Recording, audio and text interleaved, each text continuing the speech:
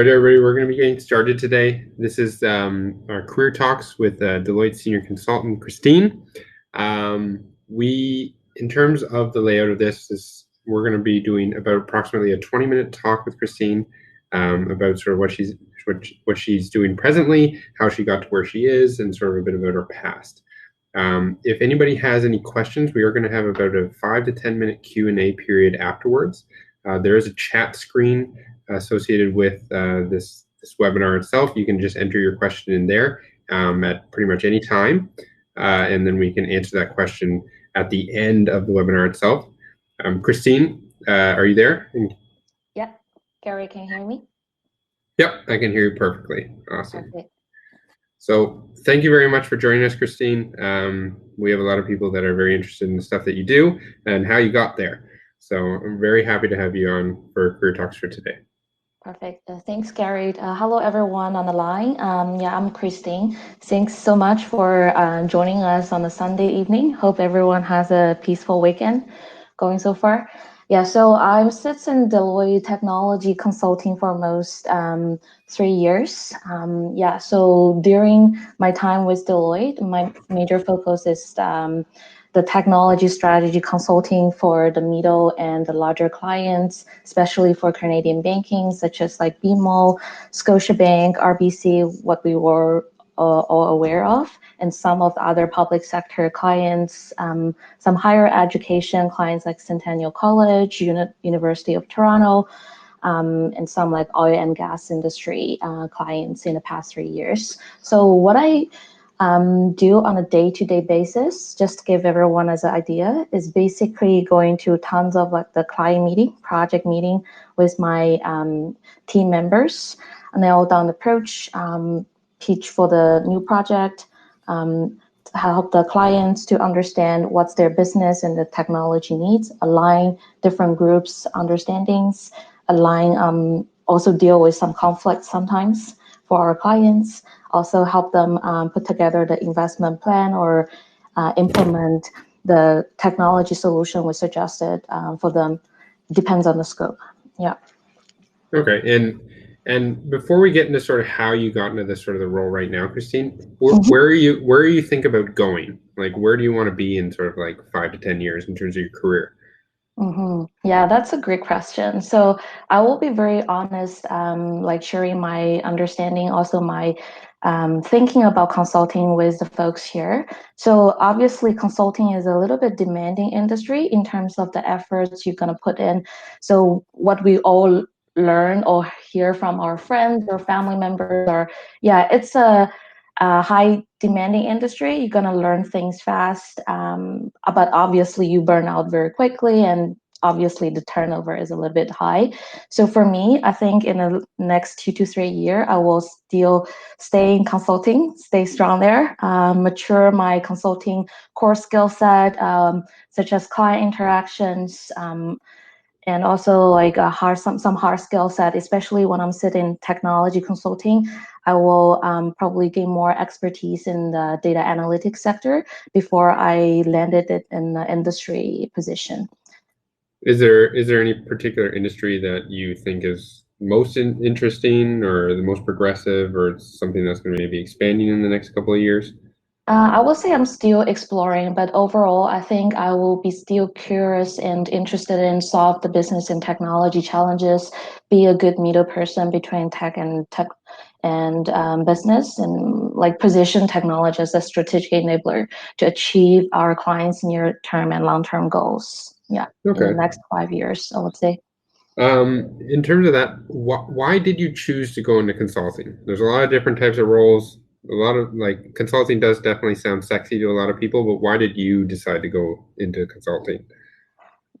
I would say this is a little bit like unplanned career for me, to be honest. I start my bachelor in accounting back to China, as you see on the PowerPoint. So I think before I graduate from my bachelor program, I never thought about consulting. Like my career is very clear: be an accountant in some like a larger, bigger organization in China or somewhere, like crunching the numbers and do the financial analysis. So what was the turning point was the internship opportunity I got after my bachelor. So I got a international opportunity with Kpmg in Germany back to 2014 through ISEC. So the manager there, to be honest, he gave me a very he took me as a chance there. So he gave me this IT consulting internship opportunity for 3 months. Let me try, like what's the day-to-day consulting work look like. But obviously, I have to contribute through my via my previous accounting background. I did some international like accounting policy research for them between China, Germany, and North America. So that's how I landed in IT consulting as my first internship as well as my first job after my bachelor. Mm, After that, I think this is a cool industry. You're gonna learn a lot of things, at least in the very beginning of your career. Especially for me, I'm curious a lot, like about a lot of different things. I didn't think I'm ready for any of the industry in that time, even for now. That's why I think consulting is a good place for you to learn a lot of new things day-to-day basis, as well as interact with different people and know what's their mindset going on before I clear my mind and jump into one specific areas. Oh, that's an awesome response. So you obviously had a couple jobs before you got into sort of your current role right now. Mm-hmm. What were they, and how did they help you get into this position at Deloitte? Mm-hmm. Yeah, that's a good question. So for me, m- maybe my experience is a little bit different than the folks on the line right now. So as I said earlier, I started my education in China, did my first internship in like a local accounting firm in China. Then I had like an internship in Hong Kong. Like so, it's a AIA insurance company. So there, it's basically as a like a management trainee. The training we received is great. At least like I got to work with different like smart students all over the world. Not all over the world, but all over like the top schools in China. So that experience provide me a understanding about those Fortune 500 companies, what they look like, and like how people behave in those like companies on a day-to-day basis. Then after that internship, I think the major outcome was yes, since I don't know what would be the best practice look like, it's better to start your career in like a bigger organization rather than like a startups. I'm speaking about my personal experience here. That was my thought in that time. So after that, I was thinking about like um, if I limit my horizon in China right now, which means after my bachelor, I got a awesome opportunity to get to a master degree in China in one of the top university in China. I was like, yeah, maybe I need to turn it down because that was not exactly what I was looking for. I wanted to gain more practical experience, want to know what are those like top companies look like and whether I will be part of them, like let's say in 3 to 5 years. That's how I got to know Isaac and how to know this, how to got the opportunity with KPMG in Germany in the IT consulting field. So within my 1 year with IT consulting and KPMG, I think that was my real consulting career started. Obviously, there was a lot of like unforgettable moment. You got like a new topic, and the manager or the team leader told you, "Yeah, you're gonna stop this. I wanted to see your presentation next morning." So you're gonna just sit there for probably 5 to 7 hours to figure out what's the shit going on, to be honest. So that was interesting, but obviously a little bit challenging. But once you get to do more and more, I will say, yeah, like you you know how to time box different things, how to prioritize like different needs from your team members or even your client afterwards. So after that 1 year in KPMG, I decided to pursue my master degree in Germany, because what I realized is, like the knowledge I had back to China, especially in accounting, doesn't really sufficient for me to pursue my consulting career in Germany. That's one. And the second thing is due to some language barrier. Obviously, like my German is like for survival purpose, I would say, for my 3 years in Germany, but it's not very, I would say, sufficient to work in consulting industry in Germany um, as a high performing consultant, because people are expecting you know, act as a native speaker. Obviously, it takes me more time than I could to pick up that. That's how I decided to go to my master program. And during that 2 year master program, I did this corporate investment banking internship with Deutsche Bank. That's how I got more comprehensive knowledge about commercial banking and capital markets. That's how I landed like specializing banking sector in Deloitte right now. So after that internship, I got a dual degree opportunity between my German university and Schulich School of Business here. After 1 year stay in Canada, I think this is an awesome country. It provides more opportunities, no matter in a career level or personal level, to explore more new things. And fortunately, I got a campus recruiting offer from Deloitte back to 2017. That's how I started my career as a technology consultant from Deloitte, and time flies. That's awesome, Christine. And how did you get that job outside of school? Like, what were the sort of things that you did? Like you said, you had like an offer outside of in school, but how did you do it?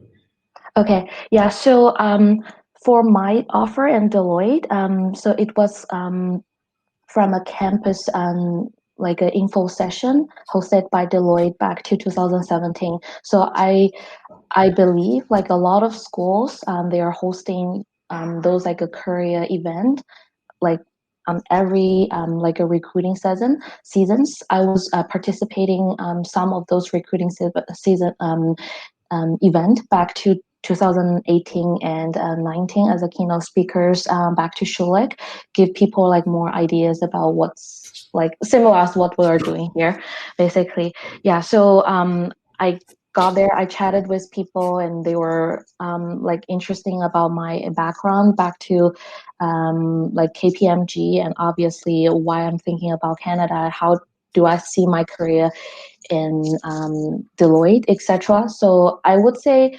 that is due to some of my previous experience in technology consulting, especially with like one of the biggest competitor, to be honest. And another side is your curiosity and your interview performance, which lead to this offer. So this is my own experience. Obviously, for the folks on the line, I don't think this is like a case for everyone here. I'm gonna talk about some of the experience I observed from my friends or from like some of my mentees. Like in how they get into consulting. So I think there are three things I would recommend to the people who are seeking for a job, especially for consulting right now. One is like keep an open eye for what's going on. So like we all can Google. We all know like a lot of like a great sessions on like TEDs or on like, you know, even YouTube, right? So like Google it and Google what do you want to do, and use LinkedIn as a like a powerful tool. Just read a bunch of like people's profile, what they were doing and how they landed in. So usually from their education and professional experience, you will have a brave idea how they landed into the current position, whether you wanted to be there or not, right? That's one. I would say do your homework. Second thing is really like get in touch with people. What I mean for that is be diligent on networking. I know like a lot of people are afraid of networking. Like I didn't do a lot of networking in Canada when I got this offer. However, back to Germany, I had like a very, I would say, frustrated experience in the very beginning. I was applying 50 to 70 like companies to get the internship offer, and Deutsche Bank. Even I have a IT consulting experience in KPMG like for 1 year, but yeah, it's just tough. Like people are getting frustrated very quickly when they see like rejection letters like day by day. But trust me, once you see like 20 or 30 times, this is just like, another bite during your breakfast. So yeah. Second thing, as I said, like be proactive on networking. This is very key for everyone who wants to get into the place you want to be, hear what's going on, what's like people's day-to-day jobs here. That's why I feel so passionate about participating in those like a career talk, because I do want people know what's going on in consulting, or generally like as a business professionals, right? Like how are you dealing with the different challenges, how you transition from a student to like a business professionals, right? And the third thing is, I would say, seeking for mentorship. So let's say you reach out for 50 peoples on LinkedIn for coffee chats. There might be only like 10 people who reply to your messages, and you end up like only meet up for like 5 people, right? So out of those 5 people, is there like anyone you feel, like his or her talk is very inspiring, you wanted to establish like a further follow-up relationship with him or her, right? If that's the case, I would highly recommend seeking for those like mentorship, um, because like those mentors will help you a lot, no matter from your career. Even you're not going to consulting, but they're in the initial point to understand you as a student, what's your needs and how they can help you, no matter through their network or through their knowledge, to help you there. So if you can get one or two trustful mentors through this way, this will definitely help you to seek for the jobs, especially in the recession time right now. Yeah. No, that's Gary, awesome, Christine. did A I lot of people. summarize correct? Yeah, Did I no, summarize? no, Yeah. it's great. The advice that you're giving is basically like what everybody should be effectively doing. And as you mentioned, like we are going into sort of a bit of a tough economy in Canada, and probably the world. So reinforcing those hints and those tips, everybody needs to do them in order to basically get into the career-based position that they want to get into. If you had to do this all again, what would you say is like sort of the number one thing that you would recommend people doing to sort of like help amplify their career chances? Out of sort of anything else, what would be the number one most important thing that you could say that people should do? I will say number one is, to me, is like hardworking. I know it sounds a little bit brutal here, but to be honest, like no pain, no gain. Like you're not like born as a consultant or as a business professionals, right? Like you cannot just like wait for the opportunities coming to your plate. If I had like a second chance to do something different, I will say, be more selective, be more assertive on certain things. What I say that is, obviously when you get to know more information, sorry, there's some like alarming things going on. Hopefully you guys like, okay, No, it's all just good, go away. Christine. Okay. Yeah, if I say what I would do differently is, yeah, like once you like observe like a lot of like different things going on, obviously once you talk to different people, they are all good people, they are all are ready to help you. However, you know yourself the best, right? So what I'm saying, being more assertive and selective, is know where you are, know what you want to be. I know it takes a lot of time, even for me right now. I'm still like and the career stage want to know what's going on and where I wanted to landing for the next 2 to 3 years or so. But I would say, yeah, like be selective and assertive is very important for everyone who wants to consume those information wisely and make your decisions at that point. Even the decision is wrong, and like if you recall your, let's say, journey several months back, and you're laughing about yourself why like you did that decision, but at least you analyze yourself, like your self situation in that point, and you made a decision. Don't wait someone else to make a decision for you. You have to do your analysis based on tons of information and make your and execute on that decisions diligently. That's what I will tell myself if I had a second chance. Because when I landed into this Deloitte offer, yeah, I just interview one company, I get in, and yeah, I didn't like really look around. Which, like, I'm not saying like Deloitte is not providing a very positive experience. Obviously, I learned a lot through those 3 years, but I would highly recommend people who are in the early of their career, don't be like super, how do you say, uh, like don't think like the first offer is all over the world. Like hold on and think about whether this is really something you wanted to do before you accept that. That's awesome, Christine. Just quickly, you've been from China to Germany, now to Canada. Did you face any particular difficulties being sort of an international student and international professional effectively? And how did you overcome them? Yeah, that's a good question as well. So for me, yeah, absolutely. There are tons of experience I can speak about. So if I would summarize, yes, like I think language-wise, culture-wise, I'm still experiencing those difficulties or barriers for now, even since consulting is an industry which, like the language is a high demanding area. Like you have to speak perfect in front of your client. You have to write up like the very well articulated messages to your client or even to your team leaders, right? So I would say number one, no matter for the folks on the line, I know some of them you're still thinking either you're pursuing your career in Canada or just go back to China if that's easier or not. I'm going to tell you, no matter you're going back to China or stay in Canada, the difficulty you're meeting might be different, but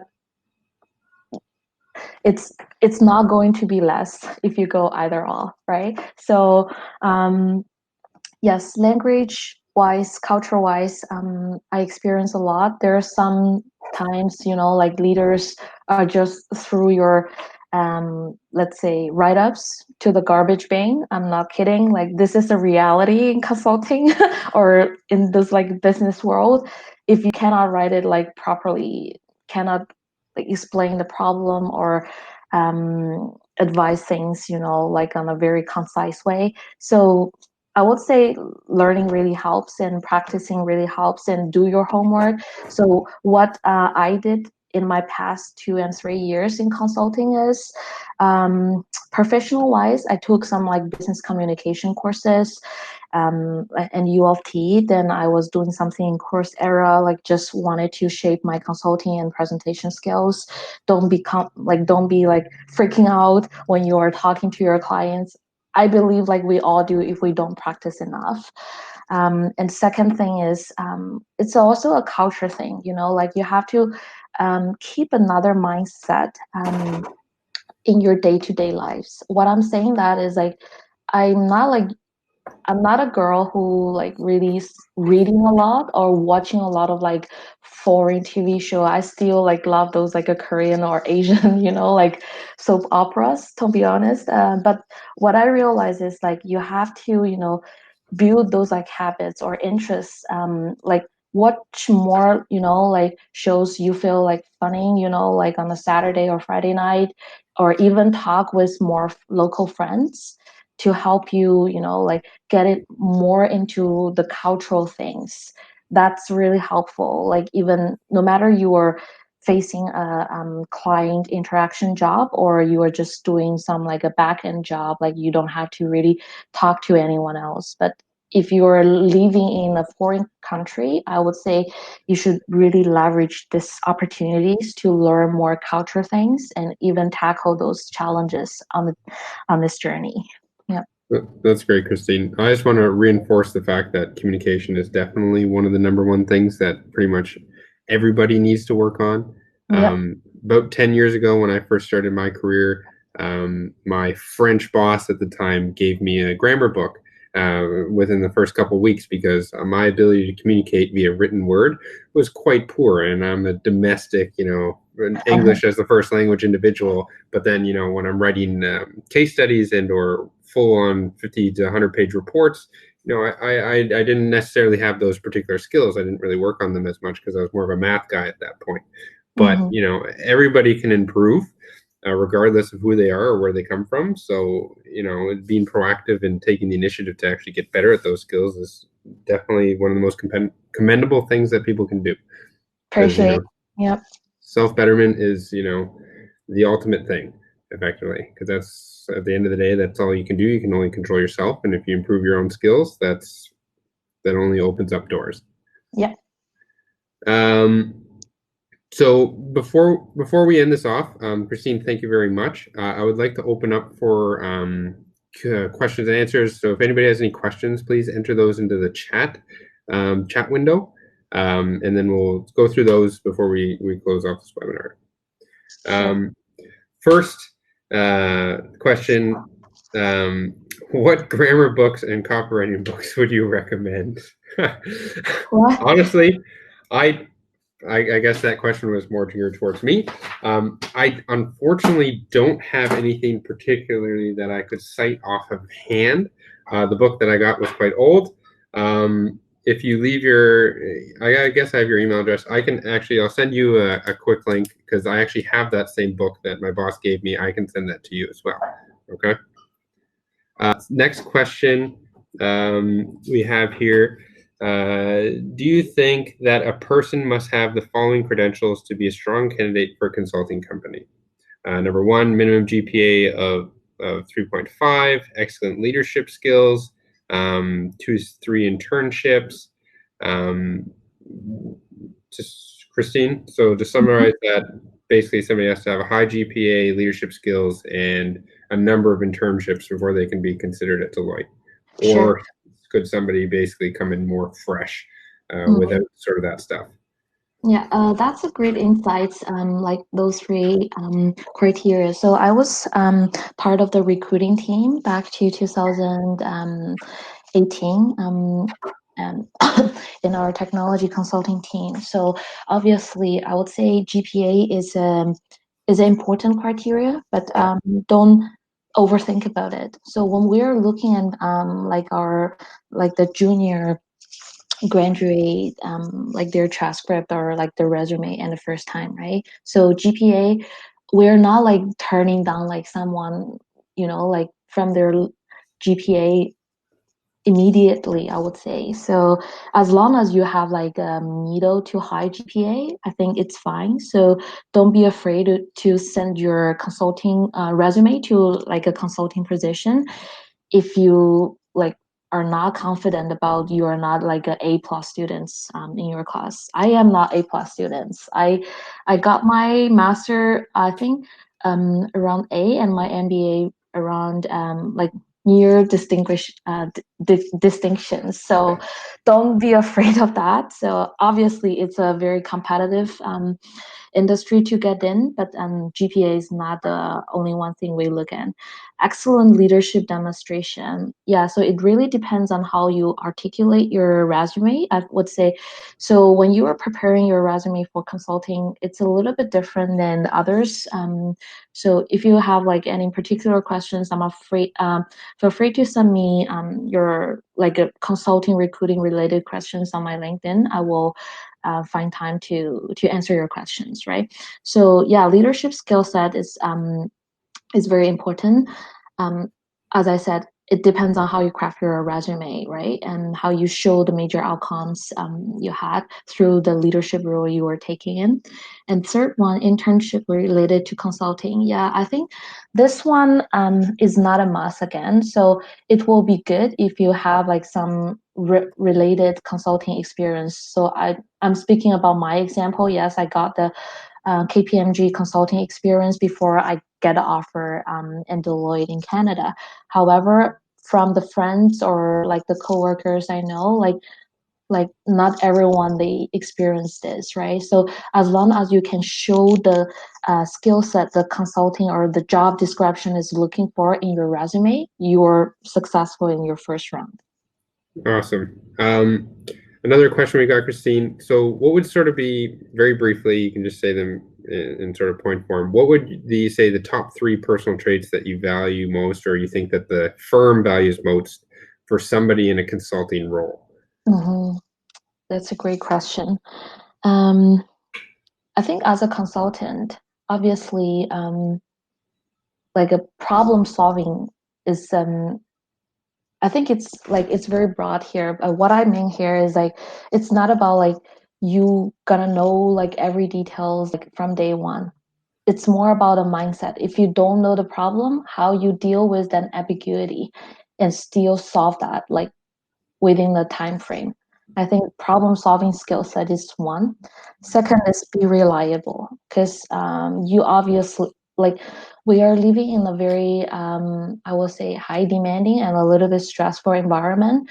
Obviously, you cannot bring your personal emotion to the work and drop the ball, like especially let's say you're delivering something from next morning and you're dropping the ball in the midnight, right? So that's number 2, accountability and reliability. And the third one, I would say empathy. So obviously, we're in a people business in the end. You're gonna be a very active listener to people's problem, no matter is your team leaders, members, as well as your client, right? Especially like in COVID, we are doing a lot of those client outreach calls or emails every day.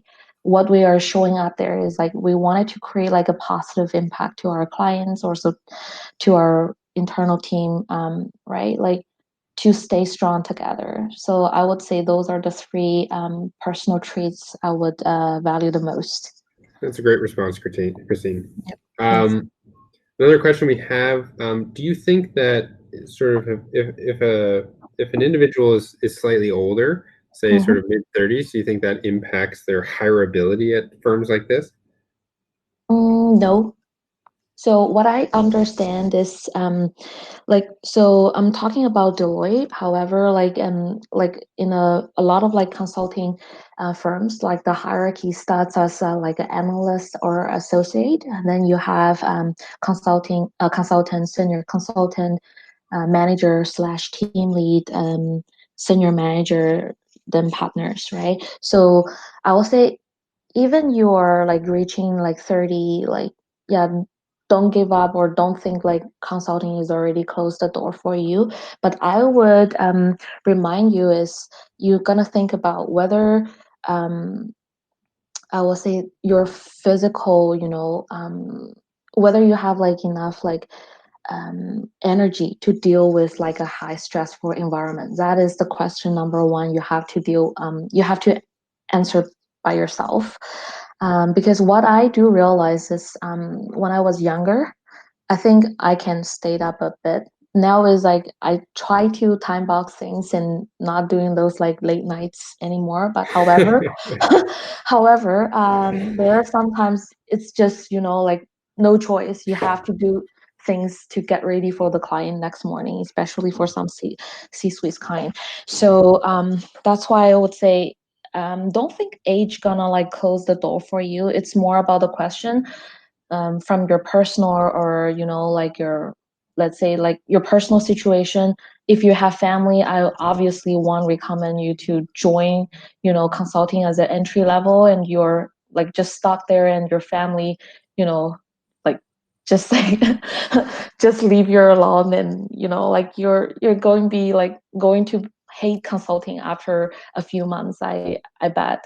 So yeah, I would say think about your personal situation before you like make decisions whether you're applying or not. Well stated, Christine. We'll just do two more quick questions. Sure. First one being, when you're going into consulting, is it completely necessary to shoot first like a CPA, CFA, like professional designation type of thing? Or, is that a little more loose, or is it a requirement? Okay. So I the brief answer is no. So why I'm saying that is for a lot of like entry level of like a consulting stuff, they are fresh graduate. So what we are looking at you is not the designations at all. What we're looking for you is the the skill, sorry, the mindset of problem solving.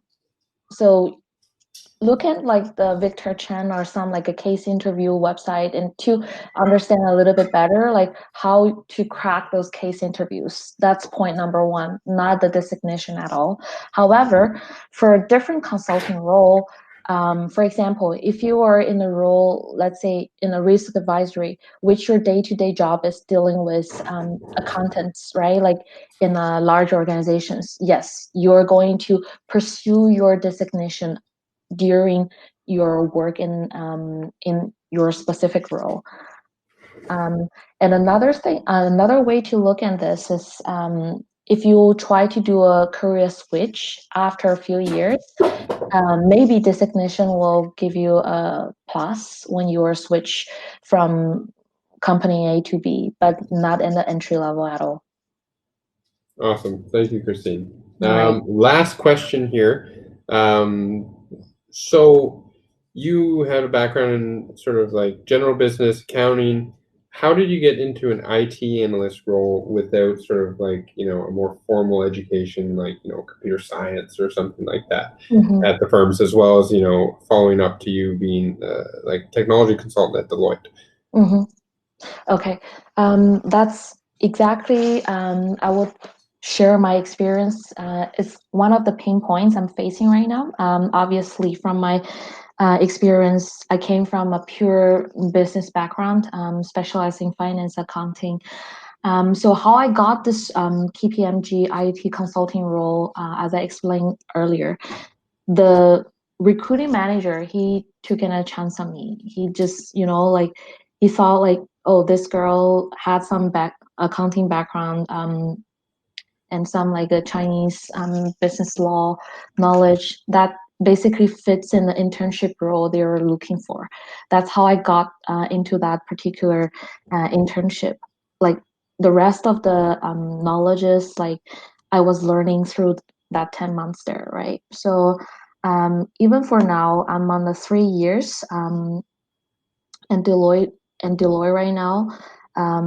I'm still facing challenges on the, I would say, on the technology side. I'm picking up different like things either through the firm sponsored like programs such as like a Tableau bootcamp, agile sessions, how to become like a Scrum Master, that totally based on my project needs.